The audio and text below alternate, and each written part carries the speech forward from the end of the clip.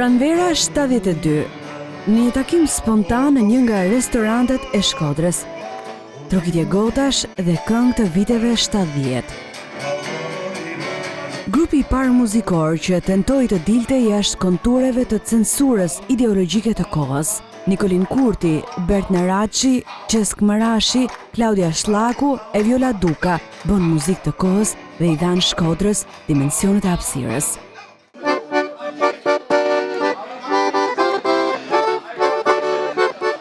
Kjo është nga ato këngë që në vitin 72 ishte ndaluar, apo jo? Noshta. Ky grup Pranvera 72, çka ju ngjall në këtë kohë emocione? Ky grup shumë emocione pse është një ndër grupet e para që i pati tendencë me bë muzikën e kohës. Edhe ishin të gjithë të ri muzikantat mirë që kishin marrë shkollën edhe muzikantat mirë. Pas shumë vitesh të rikthehemi në atë periudhë për të përkujtuar ato kohë. Si ju duket ju? Në fakt, rastisht unë e kam parë një nga çfaqet e këtij grupi, kam qenë shumë i vogël në atë kohë, dhe arrita të siguroj një fenomeni ishte që çfaqja pa një impakt shumë fort shoqëror, edhe për atë çfaqje që u ban nuk ishte bileta.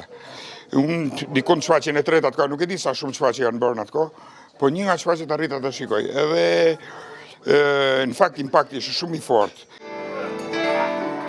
18 vite burg për këngën Tjutëll Ui, Tjutëll Da.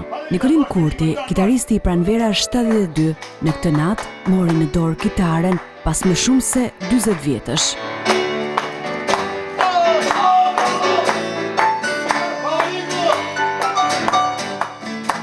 Keni emocionet e njëjta si në 72-shin?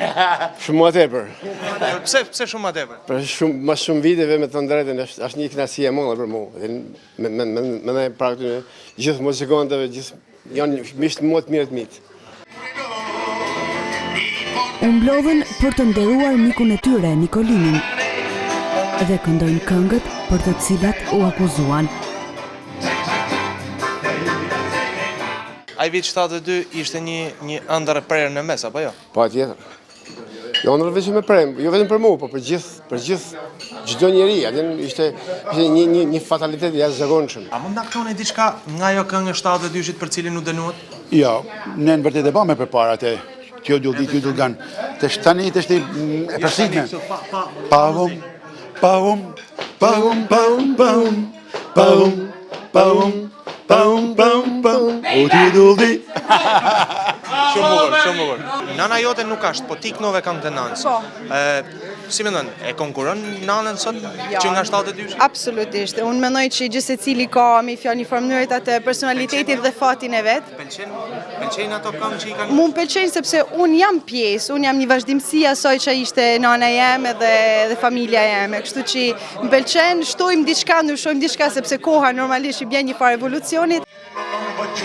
4 muzikantët thuajse nuk njihen nga brezat e sotëm, por muzika e tyre ka mbetur thellë në kujtesën e atyre që e shijuan. Pranvera 72. Çka kishte të veçantë në atë periudhë sipas juaj? Unë kam qenë i vogël dhe me thënë drejtën kam njeh më shumë provat. Se në shfaqje unë nuk kam rrit me i pa, sepse provoshin e me motrë Klaudia, me Bertin, me Violën Duka, me Çeskun. Ishin njerëz që vishin shtëpinë tonë me ata kitarat, unë androshe, dhe me thënë të drejtën një herë pa ta thënë se me motër. Sikur mi rallë unë me pianë kësaj këngë se e kam mësu. Na nuk kena pas pati me një që jena i brez tjetër. I kena trashëgume prej axhave, prej babave, ndoshta, adin janë prindë ata që i kanë kënu këto këngë, edhe gati, deri në vitet 19 që kena ka dizolum, këto këngë kanë ecë si gojdhana. Adin, ky grup ka pa kanë për kohën njërisi edhe ka pa vazhdu me jetu si legjendë edhe pse u shkënjë kretë. Është një nga ato net emocionesh, dhimbjesh e krenarish mes shokësh, një takim të shtyrë në kohë për t'ju gëzuar muzikës që bën, asaj muzike që ndryshoi jetën.